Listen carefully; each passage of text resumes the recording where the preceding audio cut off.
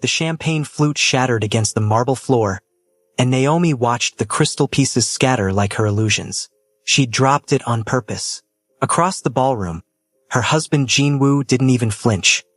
He was too busy whispering into some socialite's ear, his hand resting on the small of the woman's back. The same spot he used to touch Naomi when he still pretended to care. 3 hours. They'd been at this godforsaken party for 3 hours, and he'd spoken to her exactly twice. Once to criticize her dress, too bright, too attention-seeking, and once to tell her to stop laughing so loudly, you sound like a market vendor. Naomi Kim Baptiste. That's who she was now, legally. A hyphenated woman living a hyphenated life. Half Caribbean sunshine, half Korean winter. Except Jinwoo had been trying to erase the first half since their honeymoon ended. "Mrs. Kim, are you all right?" A server appeared with a dustpan, concern creasing his young face. "Never better, love." Naomi flashed him a smile that didn't reach her eyes. "Just clumsy tonight." That was a lie. Naomi Baptiste had never been clumsy a day in her life. She'd grown up in Trinidad, dancing in carnival bands since she was 7, moving through crowds of thousands without stepping on a single toe. But Naomi Kim Baptiste? She was supposed to be clumsy, quiet, contained. A perfect porcelain doll in Jinwoo's collection of expensive things. The ballroom was a spectacle of old money and older secrets. Seoul's elite gathered here like vultures in designer suits, picking at business deals and reputations with equal fervor. Jinwoo's import-export business was an open secret. Everyone knew he ran one of the most powerful organized crime syndicates in East Asia, and everyone pretended not to know. That's how this world worked. Pretend, pretend, pretend. Naomi was so damn tired of pretending. She remembered the beginning, when Jinwoo had walked into that beach bar in Tobago where she was bartending. During her gap year, he'd been different then, or maybe he'd just been a better actor. He'd laughed at her jokes, encouraged her to tell stories in her full, unfiltered voice, said he loved how she lit up every room. 3 months of whirlwind romance, proposals under starlight, promises of a life where she could be herself forever. The first correction came 2 weeks after the wedding. "Darling, maybe lower your voice a bit? My associates' wives are more refined in their speech." She'd laughed it off, thought he was joking. He wasn't. Then it was her clothes. Too colorful, too revealing, too attention-seeking. Her music was too loud. Her dancing was too provocative. Her friendship with other men was too familiar. Her laughter was too free. Drop by drop, he drained the color from her life until she was living in grayscale. Tonight, watching him ignore her like she was furniture while he charmed everyone else, something in Naomi's chest cracked wide open. Not her heart, that had been cracking for months. No, this was her spirit, and it wasn't breaking. It was breaking free. The DJ transitioned into a Latin beat, and Naomi felt it in her bones before her brain could process it. A bachata remix with Afrobeat undertones. Her body remembered what her mind had been trying to forget. She moved toward the dance floor without thinking, her hips already finding the rhythm. Let Jinwoo glare. Let his business partners clutch their pearls. Let them all watch. "Excuse me," a voice said beside her. "Would you like to dance?" Naomi turned and found herself looking at a man who didn't belong here.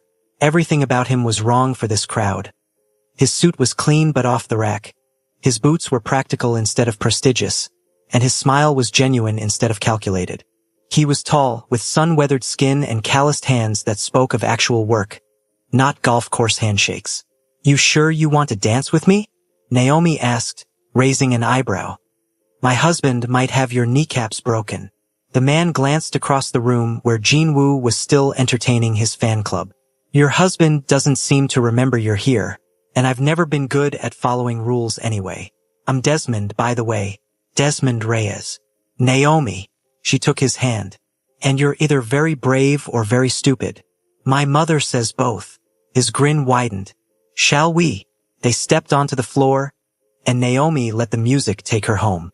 She started slow, a basic bachata step, testing the waters. Desmond matched her easily, his lead confident but not controlling. That's when she decided to stop holding back. Naomi rolled her hips, dropped low, came back up with a body wave that traveled from her ankles to her shoulders. The movement was pure Caribbean fire, the kind of dancing she'd done at family reunions and street parties. Before she'd learned to make herself smaller, she spun away from Desmond, adding a little twerk that made his eyebrows shoot up in delighted surprise, then spun back in, their bodies moving in perfect sync despite having just met. The ballroom went quiet. Not the music that kept pounding, but the conversations died like someone had hit a mute button on the entire upper class of Seoul. "Oh shit," Desmond laughed. "I think we're causing a scandal." "Good," Naomi said, adding another hip roll that would have made her grandmother proud. "I'm so bored of being boring." She could feel Jinwoo's eyes burning into her back now. Finally, she had his attention. But for the first time in 18 months, she didn't care about having it. She was too busy remembering who the hell she used to be. Desmond was a revelation. He didn't try to control her movements or tone her down. When she got wild, he got wilder, matching her energy beat for beat. They moved like they'd been dancing together for years, like their bodies spoke the same language even though they just met. When she tweaked, bent over, hands on her knees making her hips shake in rapid-fire pulses, half the room gasped and the other half pretended to look away while definitely still watching. "You're going to give these people heart attacks," Desmond said, spinning her out and back in. "They need the cardio." Naomi shot back, breathless and grinning so wide her face hurt. When was the last time she'd smiled like this? Really smiled. Not the tight-lipped thing Jinwoo had trained into her. The song ended and transitioned into something slower, but Naomi didn't care about the tempo. She was high on her own audacity, drunk on the feeling of taking up space again. Desmond pulled her close. Respectfully close, his hand on her waist instead of grabbing her like she was property. And they swayed together while the entire ballroom tried to pretend they weren't staring. "Thank you," Naomi said quietly, meeting Desmond's eyes. They were kind eyes, brown and warm and completely free of judgment. "I really needed that." "Thank you," he replied. "I haven't had that much fun since, well, probably since ever at one of these things. You don't seem like the fancy party type." "I'm not. I own a farm outside the city.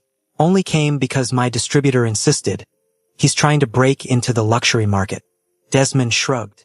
"Honestly, I was planning to leave until I saw you drop that champagne glass like it owed you money." Naomi laughed. Her real laugh, loud and unrestrained. "It did. Cost me my dignity to hold it while being ignored." "Well, you got your dignity back on that dance floor, along with everyone's attention, including my husband's," Naomi said, glancing over Desmond's shoulder. Jinwoo was staring at her with an expression she hadn't seen in months. Hunger. Not the cruel kind he'd been showing lately, but the desperate, possessive kind from when they first met. Funny how that works. Ignore me for hours until someone else wants me. Classic, Desmond agreed. My ex-wife was like that. Didn't want me until I stopped chasing her. Before Naomi could respond, Jinwoo materialized beside them like a well-dressed demon. "Naomi, we're leaving. We just got here," she said sweetly, not moving from Desmond's arms. "Now." Jinwoo's voice was ice-wrapped in silk. He looked at Desmond like he was trying to memorize his face for future violence. "And you are Desmond Reyes. I own Reyes Agricultural Collective." Desmond extended his hand, which Jinwoo ignored. "Your wife is an excellent dancer." "My wife is coming with me." Jinwoo grabbed Naomi's arm. Not hard enough to bruise, he was too smart for that, but firm enough to make his point. Naomi looked down at his hand, then up at his face. For 18 months, she would have gone quietly, would have apologized to Desmond, smoothed things over, made herself small enough to fit through Jinwoo's anger without getting cut. Not tonight. "Actually," she said, removing his hand from her arm with deliberate slowness, "I think I'll stay a bit longer. You seem so busy with your friends. I'd hate to interrupt your evening." Jinwoo's jaw clenched. Around them, conversations were definitely not happening because everyone was too busy eavesdropping. "Naomi, don't embarrass me." "Embarrass you?" She felt something like laughter bubbling up in her chest, dark and dangerous. "Jinwoo, darling, you've been embarrassing me since we walked through those doors. I'm just balancing the scales." His eyes flashed with something that might have scared her once. "We'll discuss this at home." Looking forward to it, she said, turning back to Desmond. Shall we dance some more? Desmond, to his credit, looked slightly terrified but nodded anyway. If the lady wants to dance, who am I to refuse? Jinwoo stood there for 3 heartbeats, clearly warring between making a scene and maintaining his image. Image 1, as it always did with him. Don't stay out too late, he said through gritted teeth, then walked away with his dignity barely intact. Naomi watched him go, felt the eyes of Seoul's elite boring into her back, and realized she didn't care. Not even a little bit. The invisible chains she'd been wearing for 18 months had just shattered on a dance floor in the middle of her husband's world, and she'd never felt more alive. So, Desmond said carefully, should I be worried about waking up without my kneecaps tomorrow? Probably, Naomi admitted. But tonight? Tonight I don't care. Dance with me again. Until they kick us out, he promised. And they did. They danced until Naomi's feet hurt in her expensive heels, until her carefully styled hair came loose, until she was sweating through her too bright dress and laughing so hard she could barely breathe.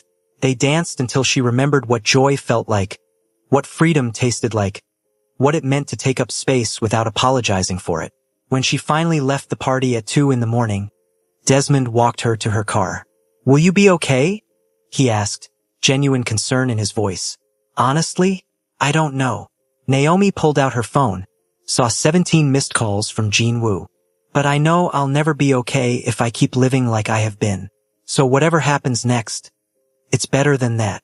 For what it's worth, you seem like someone who lands on her feet. I used to be. She smiled at him, real and warm. Maybe I still am. We'll find out.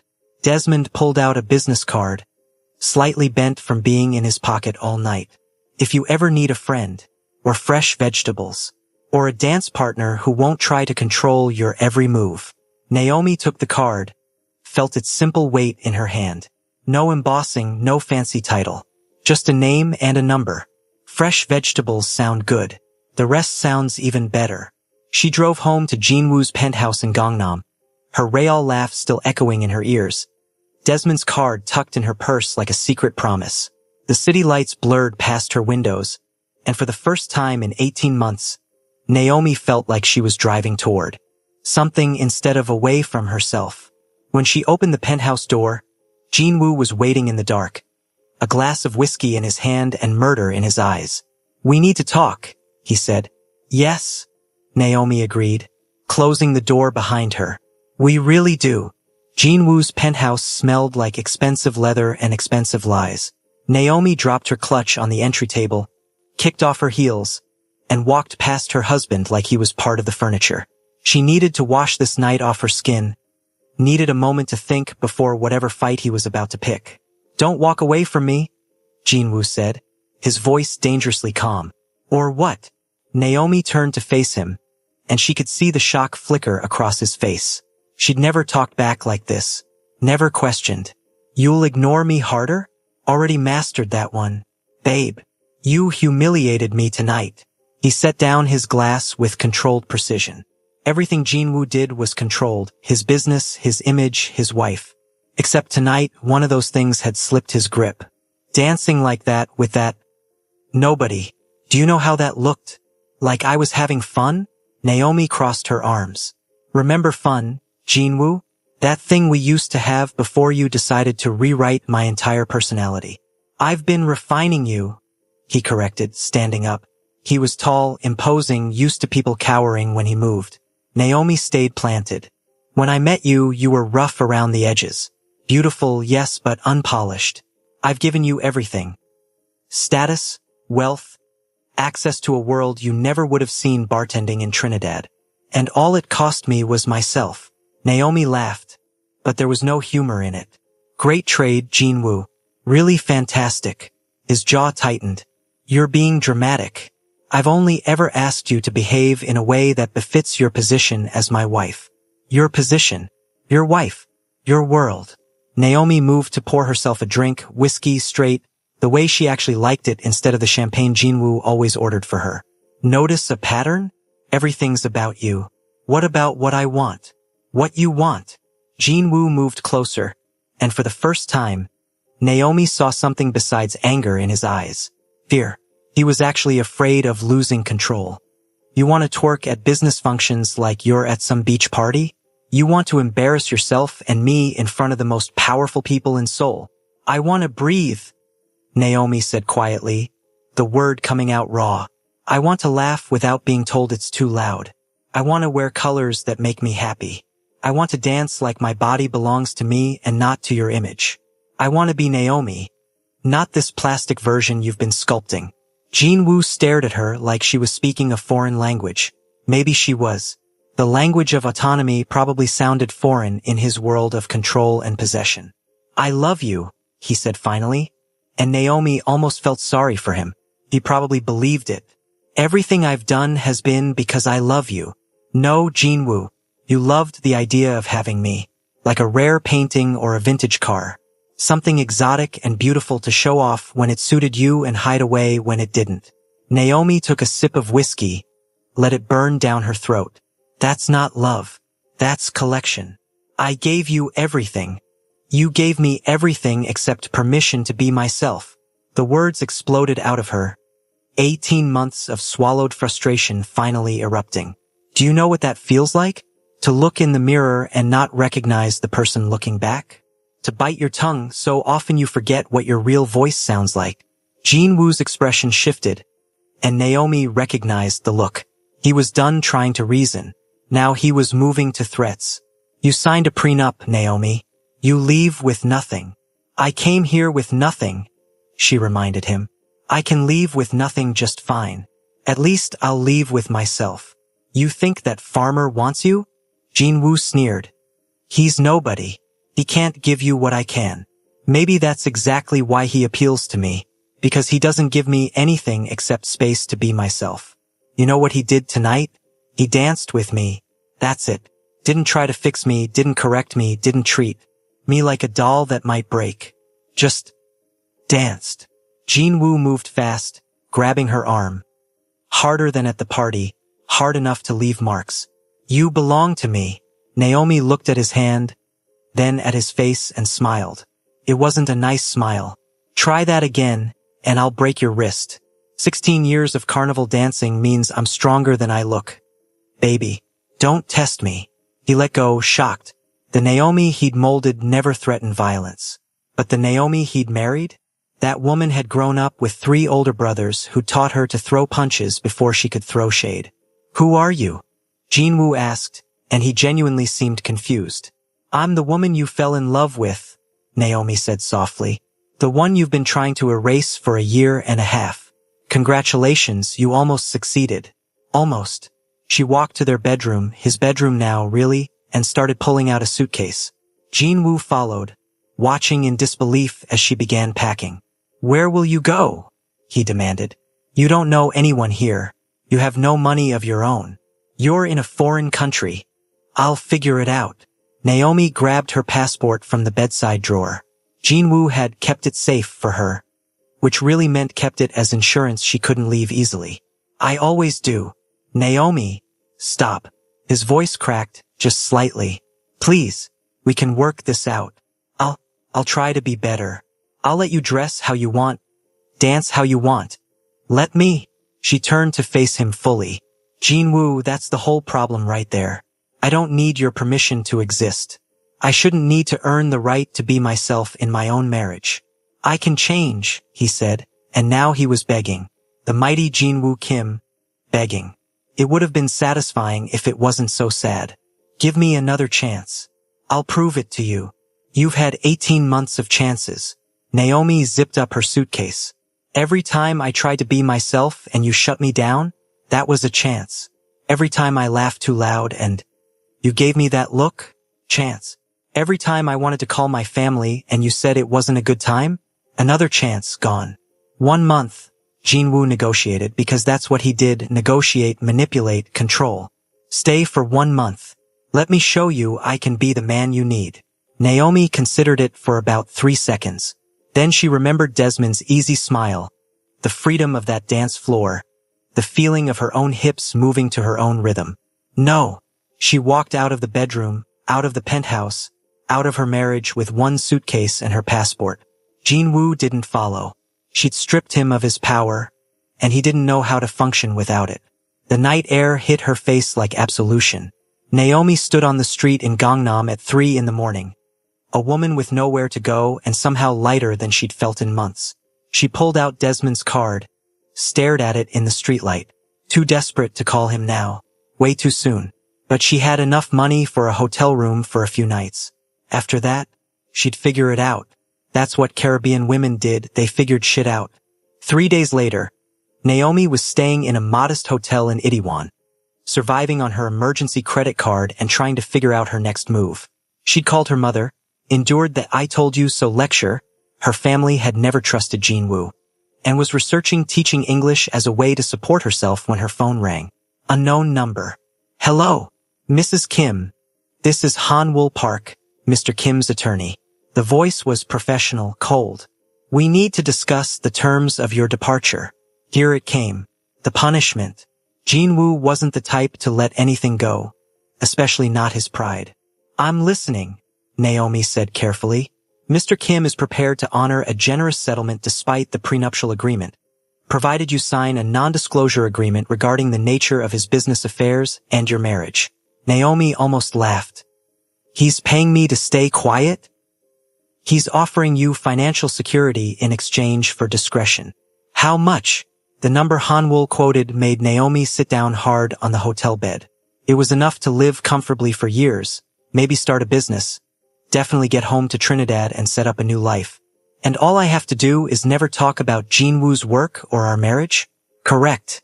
You would also agree to leave Korea within 30 days and not return for a minimum of 5 years. Exile. He was buying her silence and her absence, making sure she could never embarrass him again, never dance with strangers at parties, never exist in his world to remind him of his failure to control her. Can I think about it? Naomi asked. You have 48 hours. After Han-Wool hung up, Naomi sat in her hotel room and thought about money versus pride, security versus freedom, leaving versus staying. She thought about Jinwoo's face when she'd walked out, thought about Desmond's card still in her wallet, thought about the woman she'd seen in the mirror that night after dancing, wild-haired, bright-eyed, finally recognizable. She called Desmond. Hello. He sounded surprised, pleased. Hey, it's Naomi. From the party, the scandalous dancing. I remember. She could hear his smile through the phone. How are you? Still married to the scary crime boss. Separated, actually. It's a whole thing. Naomi took a breath. This is going to sound weird, but do you want to grab coffee? I could use a friendly face and some advice from someone who doesn't have an agenda. I'm in the city tomorrow for a delivery.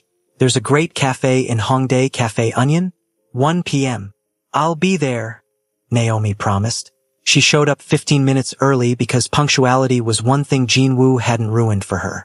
Desmond arrived exactly on time, looking completely out of place among the artistic university students in his practical farming clothes and sun-weathered skin.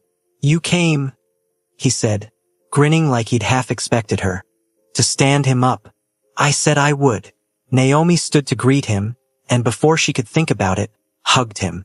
He smelled like soil and sunshine, nothing like Jinwoo's expensive cologne. Thanks for meeting me. They ordered coffee and settled into a corner table. Naomi found herself telling him everything. The settlement offer, the NDA, the choice between money and staying in Korea, between security and the possibility of building something real on her own terms. What do you want to do? Desmond asked when she finished. Honestly, I want to tell Jinwoo to shove his settlement money where the sun doesn't shine. Naomi stirred her cappuccino absently. But that's pride talking. The smart thing is probably to take the money and run. Why? Because I have no job, no support system here, no real plan. Taking his money means I can start over properly. Go home. See my family. Figure out my next chapter without struggling. Desmond nodded thoughtfully. Okay, now tell me what your gut says, not your practical brain. Naomi closed her eyes, listened to herself. Really listened. For the first time in months. My gut says if I take his money and leave, he wins. Not the marriage, but the last word. He gets to pay me off like I'm another business problem he solved. Neat, clean, controlled. Even my exit becomes part of his narrative. And if you stay, If I stay, I have to build a life from scratch in a country where I barely speak the language and have no qualifications to do anything except bartend and dance. She opened her eyes, met Desmond's steady gaze. But it would be my life, my choice, my terms. For what it's worth, Desmond said slowly, I could use help at the farm. It's nothing glamorous, farmers markets, crop planning, some social media marketing for the collective. The pay is terrible, the hours are long, and you'd smell like compost half the time. Naomi stared at him. Are you seriously offering me a job? I'm offering you an option that isn't either or. Take his settlement money, you earned it dealing with that asshole for 18 months. But don't leave Korea. Stay, work for me for a while, build your own thing. When you're ready to go home, go. But make it your choice, not his exile. It was crazy. It was possibly the most impractical thing anyone had ever suggested. Naomi felt a grin spreading across her face. That's actually brilliant in a completely insane way. I have my moments. Desmond smiled back. Plus, I really do need help. My social media is basically pictures of vegetables with captions like, good tomato. I'm told this is not engaging content. Naomi laughed, and it felt like medicine. Okay, yes, let's do this completely ridiculous thing. She called Hanwoo that afternoon and accepted the settlement with one modification. She wouldn't agree to leave Korea. They could keep their 5-year exile clause out. Jinwoo's lawyer sputtered about negotiation and terms, but Naomi held firm. She'd take the money as compensation for 18 months of emotional manipulation, but she wouldn't let Jinwoo dictate where she lived. Surprisingly, Jinwoo agreed. Maybe he thought she'd leave anyway once the novelty wore off. Maybe he just wanted the whole thing finished. Either way, Naomi walked away with enough money to breathe and enough freedom to build. 2 weeks later, she was living in a small apartment in Yangpyeong, waking up before dawn to help Desmond with market prep, learning about heritage vegetables and sustainable farming practices, and laughing more than she had in years. Jinwoo called once, 3 weeks after she'd moved. You're really doing this? Playing farmer. I'm really doing this, Naomi confirmed, dirt under her nails and satisfaction in her voice. When you get bored, when you realize what you gave up, I'll throw a party, she interrupted, because I'll never be as bored as I was being your perfect wife. Lose my number, Jinwoo. She hung up and blocked him, feeling lighter with each deletion. Living with Desmond, well, near him, she had her own place, was nothing like being married to Jinwoo. Desmond didn't try to change her, didn't correct her laugh or her clothes or her opinions.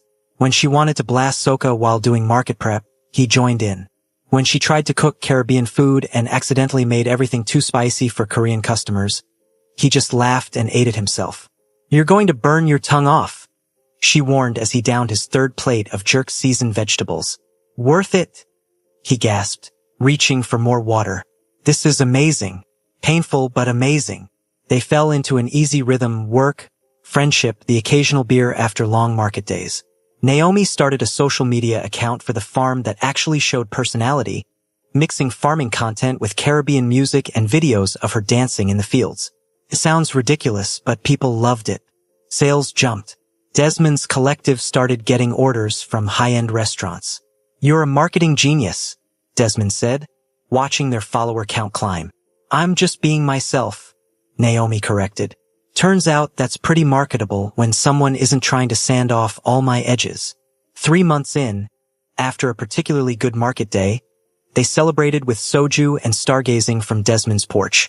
Naomi was telling a story about her brothers back home, gesturing wildly with her drink, when she noticed Desmond watching her with an expression she couldn't quite read.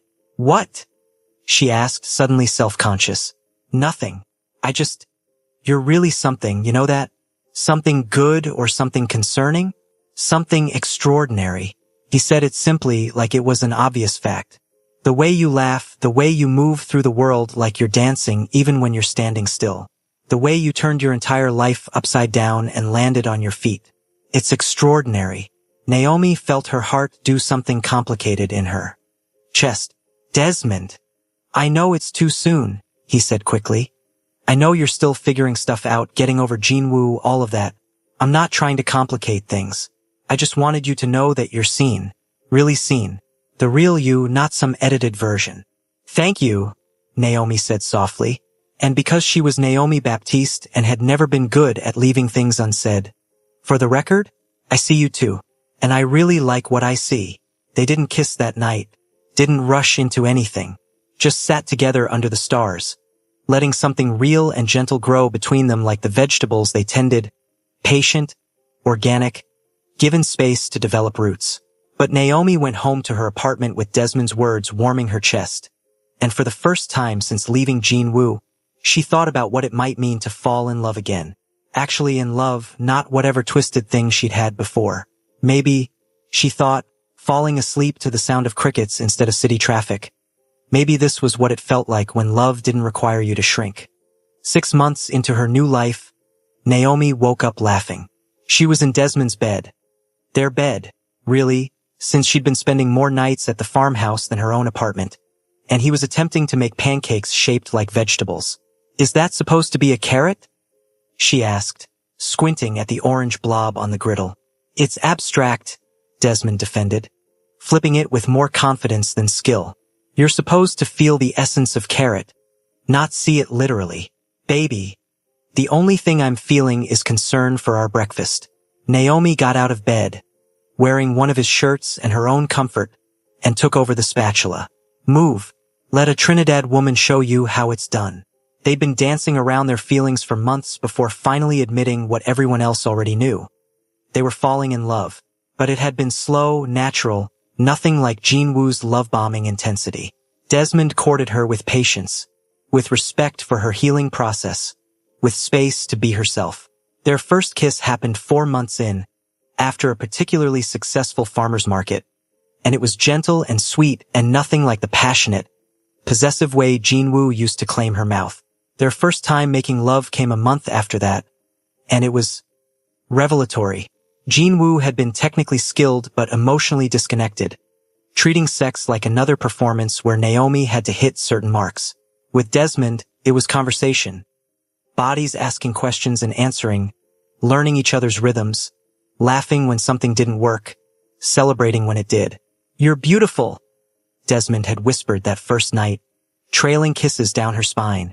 You're biased, Naomi had replied, but she'd felt beautiful, seen, cherished. Definitely biased, he'd agreed, grinning against her skin. But also correct. He'd taken his time, learning what made her gasp, what made her laugh, what made her grab his hair and demand more. And when they finally came together, felt like harmony instead of conquest. Afterward, they'd laid tangled in each other, talking about everything and nothing until dawn. Now, 6 months in, they had rhythm. Desmond knew Naomi liked her coffee with coconut milk and morning sex that was slow and sleepy. Naomi knew Desmond needed absolute silence for the first 30 minutes after waking up, and that he expressed love through actions more than words. Fixing things she mentioned were broken, remembering her favorite fruits, leaving notes in her work bag. Pancakes are ready, Naomi announced, sliding perfectly golden discs onto plates. See? This is how you do it. Show off, Desmond said fondly, kissing her temple. Some of us aren't culinary geniuses. You grow the food, cook it. Perfect division of labor. They ate breakfast on the porch, watching the sun climb over Desmond's fields. The farm had become home in a way Jinwoo's penthouse never had. Here, Naomi could blast her music, dance in the dirt, laugh as loudly as she wanted. She'd built a small online following doing exactly that, posting videos of herself working the farm in cutoff shorts and crop tops, dancing while harvesting, teaching Caribbean cooking with Korean vegetables. The comments were mostly positive, but occasionally someone would recognize her as Jinwoo Kim's ex-wife, and the speculation would start. Was she downgrading? Did she regret leaving? Was this farmer really better than one of Seoul's most powerful men? Naomi ignored it all. Let them speculate. She knew her truth. I have a delivery in Seoul today, Desmond said, finishing his coffee. Want to come? We could grab dinner after, maybe see that movie you mentioned. Can't. I'm doing that cooking demonstration at the community center. Naomi had started teaching Caribbean cooking to local women, creating community in her adopted home. But dinner and a movie tomorrow? It's a date. Desmond stood, pulled her up, wrapped his arms around her waist. I love you, you know. I know. Naomi kissed him. I love you too. She still marveled at how easy it was to say with Desmond. How uncomplicated love could be when it wasn't wrapped in control and conditions. Desmond left for Seoul, and Naomi spent the morning prepping for her class. Marinating chicken, chopping vegetables, mixing spices. She was arranging ingredients when her phone rang. Unknown number. She almost didn't answer, but something made her pick up. Hello, Naomi. Jinwoo's voice was smooth, controlled. She hadn't heard it in 6 months. We need to talk. Her stomach dropped, but she kept her voice steady. I don't think we do. I said everything I needed to say. It's about your boyfriend. The way he said boyfriend dripped with contempt. Desmond Reyes. Did you know he's been negotiating with my business partners? Trying to expand his distribution into markets I control. Naomi's grip tightened on the phone. So what? It's a free market, Jinwoo. You don't own every restaurant in Seoul. No, but I have influence. Considerable influence. His voice turned silky, dangerous. One word from me, and Desmond's contracts disappear. His collective fails. All those farmers depending on him, gone. Is that really what you want? Are you threatening him? Naomi's voice went cold. Because if you are, I'm offering you a choice. Come back. Not as my wife, I'm not delusional. But as my companion. Public appearances, business functions. Play the part you were supposed to play, and I'll make sure Desmond's business thrives. I'll even invest in it. Refuse, and I'll destroy everything he's built. Naomi felt sick. This was Jinwoo's specialty. Finding what people loved and using it as leverage. Why? Why do this? You have the settlement money back, you have your reputation. Why can't you just let me go? Because you're mine, Jinwoo said simply. You walked away from me, Naomi. No one walks away from me, but I'm willing to be reasonable. 6 months. Appear with me at events. Smile for cameras, help me rebuild my image. After that, I'll let you go back to your farmer. Think of it as paying off a debt. I don't owe you shit, Naomi spat. Maybe not. But does Desmond deserve to lose everything because you wanted to play house in the countryside? Jinwoo paused, letting his words sink in. You have 48 hours to decide. I'll be in touch. He hung up, leaving Naomi shaking with rage and fear. She wanted to call Desmond immediately, warn him, but what would she say? That her ex-husband was threatening his business because she dared to move on? That Jinwoo was using the man she loved as a bargaining chip? Naomi spent the day in a fog, barely present for her cooking class, her mind running through scenarios. She could go back to Jinwoo, protect Desmond, sacrifice 6 more months of her freedom. Or she could refuse, risk everything Desmond had built, condemn all those farmers to failure because of her choices. By the time Desmond got home that evening, Naomi had decided. She couldn't tell him. He'd never accept Jinwoo's deal if he knew. Would rather see his business fail than see her trapped. But Naomi had spent 18 months learning to be strategic, learning to think 10 steps ahead. She had a different plan. Hey, you okay? Desmond asked, noticing her tension. You seem off. Just tired. Naomi lied, hating herself for it. Long day. Tell me about Seoul. While Desmond talked about his deliveries and new contracts, Naomi was mentally cataloging everything she knew about Jinwoo's business. Every illegal deal she'd overheard. Every money laundering scheme she'd pieced together during her marriage. She'd signed an NDA, sure, but there were ways around that. Anonymous tips. Journalists who'd been trying to expose Jinwoo for years. If Jinwoo wanted to play dirty, Naomi would show him just how much she'd learned in their marriage. The next morning, while Desmond was in the fields, Naomi made a call to a journalist. She'd read about Mineseo Jung, known for investigating organized crime. Ms. Jung, my name is Naomi Baptiste. I used to be married to Jinwoo Kim, and I have information you might find interesting. They met in a quiet cafe in Itaewon. Mineseo was sharp-eyed and skeptical until Naomi started talking, detailing shell companies and offshore accounts, naming names and dates with the precision of someone who'd been paying attention even when they were supposed to be decorative. This is extensive, Mineseo said, her recorder running. But you signed an NDA. He could sue you into oblivion. Only if he can prove I was the source. Naomi smiled.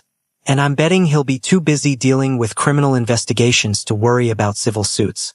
Besides, I'm willing to risk it. He threatened someone I love. I'm done being afraid of him. You know he'll retaliate, Minicio warned. Let him try. Naomi's voice was steel wrapped in sugar. I'm a Caribbean woman, Ms. Young. We don't scare easy, and we don't forget when someone threatens our family. Jinwoo is about to learn that the hard way. Over the next week, Naomi gave Minicio everything. Documents she'd photographed during her marriage, conversations she'd memorized, connections she'd mapped. She did it carefully, strategically, making sure nothing could be traced directly back to her. Jinwoo called on the 48th hour, exactly as promised. Have you made your decision? He asked. I have, Naomi said calmly. You can take your offer and shove it directly up your ass. And if you touch Desmond's business, if you so much as look at him wrong, I will make you regret it. Big talk from someone with no power. Jinwoo laughed. You have no idea who you're dealing with. Neither do you, Naomi replied. But you're about to find out. She hung up and waited. The article dropped 3 days later. The Kim Empire, a network of corruption and violence, splashed across every major news outlet in Korea. Minicio had done her job beautifully, corroborating Naomi's information with independent sources, building an airtight case. Jinwoo's world imploded. Police raids, frozen accounts, business partners fleeing. His carefully constructed empire cracking under the weight of exposure. He called Naomi once, screaming about betrayal and consequences. She let him rage, then said quietly, I told you, you should have just let me go. The investigation would take months, probably years. Jinwoo would lawyer up, fight back, maybe even walk away with minimal damage. Men like him usually did. But his reputation was destroyed, his power diminished, and everyone knew he'd been taken down by the wife he'd tried to control. Naomi's involvement stayed mostly hidden. Minicio protected her sources, and while Jinwoo suspected, he couldn't prove anything. The NDA became meaningless once criminal investigations started. Legal privilege didn't cover crime. I saw the news, Desmond said one evening, pulling Naomi close. They were in their bedroom, darkness wrapping around them like safety. About Jinwoo, the article. Couldn't have happened to a nicer guy, Naomi said lightly. Naomi. Desmond turned her to face him. Were you involved? She could lie. Should lie, probably. But this was Desmond, and she was done with dishonesty. He threatened you, threatened your business, all those farmers.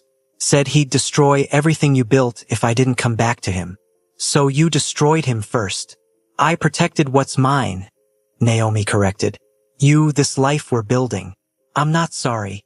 Desmond was quiet for a long moment. Then he started laughing, deep and genuine. Remind me never to piss you off. Smart man. Naomi kissed him, relieved. You're not mad. Mad? I'm in awe. And maybe a little terrified. But mostly in awe. He pulled her closer. You're incredible. You know that? I know, she said, grinning. But feel free to keep telling me. They made love that night. With a new intensity, celebrating survival and victory and the death of old chains.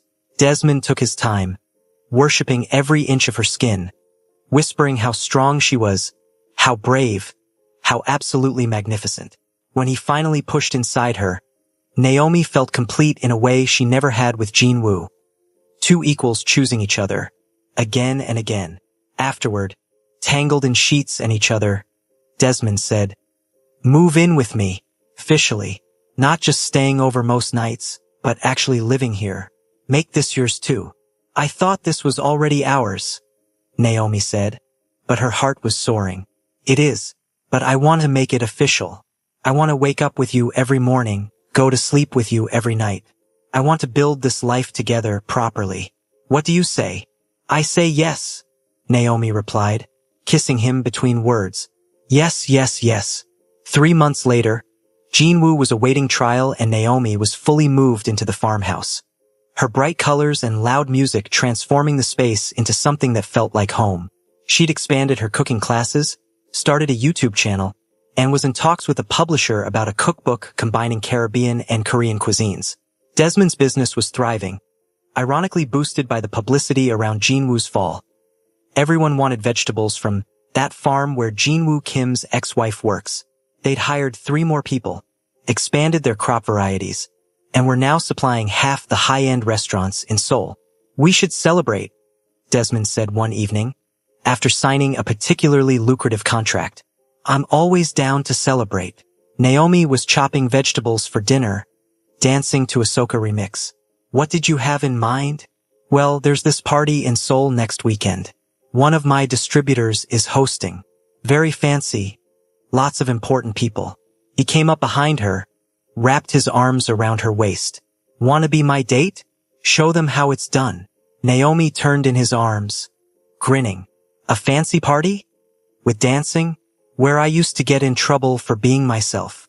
Where you can now be as loud and colorful and magnificent as you want," Desmond corrected. "And I'll be right there with you, matching your energy." "Then absolutely yes." She kissed him. "Let's show Seoul what real love looks like." The party was everything Naomi remembered from her Jinwoo days. Expensive, pretentious, full of people who valued appearances over substance. But this time, she walked in as herself, in a bright yellow dress that would have given Jinwoo a heart attack. Her natural hair in beautiful curls, her laugh unrestricted. And when the music started, Desmond took her hand and they danced. Really danced, not the controlled swaying Jinwoo had preferred. They moved together like they did everything else, in perfect synchronization born from actually knowing each other, actually listening, actually caring. People stared, just like they had that first night. But this time, Naomi wasn't making a statement. She was just living her life, loving her partner, being fully, completely herself. Later, on the drive home, Desmond said, "You know what I love most about you? My incredible cooking skills?" Naomi teased. "Besides that, is how you never shrink. Even when Jinwoo tried to make you smaller, even when it would have been easier to just comply, you stayed big, loud, colorful, yourself."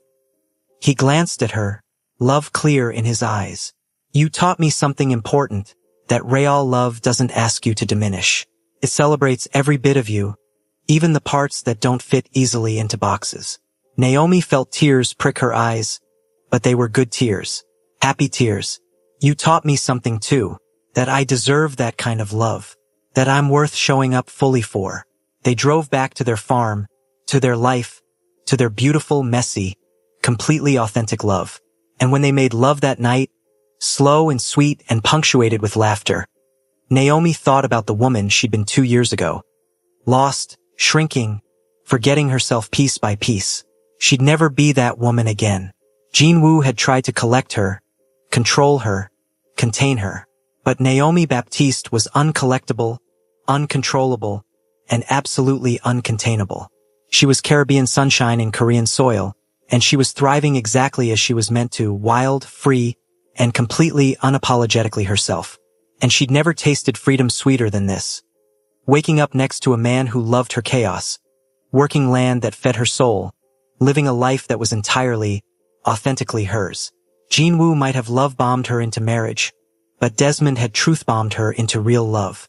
The kind that didn't need to manipulate or control. The kind that just was. That night, wrapped in Desmond's arms, Naomi finally understood what she'd been searching for all along. Not someone to complete her, but someone who celebrated her completeness.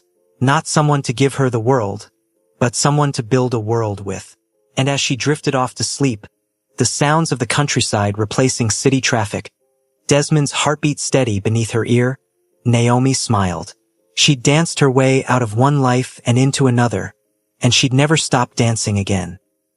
2 years later, Naomi stood in the kitchen of what they now called the Baptiste Reyes Culinary Farm, watching her mother critique Desmond's knife skills with the brutal honesty only a Trini mother could deliver. "Boy, you chopping that plantain like you vex with it," Marcia Baptiste said, her accent thick as ever. "Gentle, nah? It not your enemy." "Yes, ma'am," Desmond replied, adjusting his technique while trying not to laugh. He'd learned quickly that arguing with Naomi's mother was a losing battle. "And you," Marcia turned to her daughter, "when you telling me about grandbabies? I'm not getting younger, you know? Mama, we just got married 6 months ago. Naomi protested, but she was grinning. Her mother had flown in for a month to help with the grand opening of their new venture, a farm-to-table restaurant and cooking school that blended Caribbean and Korean cuisines. 6 months plenty long enough to get started, Marcia insisted. Your father and I had me 3 months after the wedding. I know, you tell the story every time. Naomi hugged her mother from behind. We're working on it, okay? When it happens, it happens. The truth was they'd been talking about it. About tiny humans with Desmond's kind eyes and Naomi's wild spirit. Running through the fields, growing up knowing they could be exactly who they were. But for now, they were building their empire, the kind built on joy instead of control, on community instead of power. The restaurant's opening night was chaos in the best way. Every table packed, the kitchen humming with energy. Naomi's cooking students serving dishes they'd learned to make. Desmond's farmers bringing in fresh produce by the basket. The menu was audacious: Korean barbecue with Caribbean marinades, roti filled with bulgogi, planting kimchi that somehow worked perfectly. This is insane, their head chef Ji-won said, checking the reservation list. We're booked solid for the next 3 months. That's what happens when you let Naomi handle marketing, Desmond said proudly. His wife's social media presence had exploded over the past 2 years. Cooking videos, farm tours, dance breaks in the fields. She'd become something of a celebrity. The woman who'd walked away from wealth to find herself in the soil. Around 9 p.m., during the dinner rush, someone Naomi hadn't expected walked through the door. Min Seo-young, the journalist, with a man Naomi vaguely recognized from news coverage. Naomi, Min Seo waved, approaching with a smile. I hope you don't mind us crashing your opening. This is Prosecutor Kang Dae-young. He wanted to meet you. Naomi's stomach flipped. The prosecution. Jin-woo's trial was still ongoing, appeals and delays dragging it out. Is everything okay? More than okay, Prosecutor Kang said, shaking her hand. I wanted to thank you personally. The information you provided Ms. Young led to one of the largest organized crime convictions in recent history. Jin-woo Kim was sentenced this morning. 15 years. No parole eligibility for 10. The kitchen seemed to tilt. 15 years. Jin-woo, who'd controlled everything, would spend the next decade and a half in a cell where he controlled nothing. Naomi didn't know what to feel. Relief? Vindication? Sadness for the man he could have been if he'd chosen differently? Desmond appeared at her side, hand on her lower back. You okay? Yeah, she said slowly, then with more certainty. Yeah, I am. I really am. They gave Min Seo and the prosecutor the best table in the house, on the house. Later, after the dinner rush calmed, Naomi stepped outside for air. The farm stretched before her, bathed in moonlight, peaceful and abundant. Penny for your thoughts? Desmond joined her, wrapping a jacket around her shoulders. I was just thinking about that night. The party, the dancing, how everything changed. Naomi leaned into him. If someone had told me then that I'd end up here, running a restaurant, married to a farmer, genuinely happy.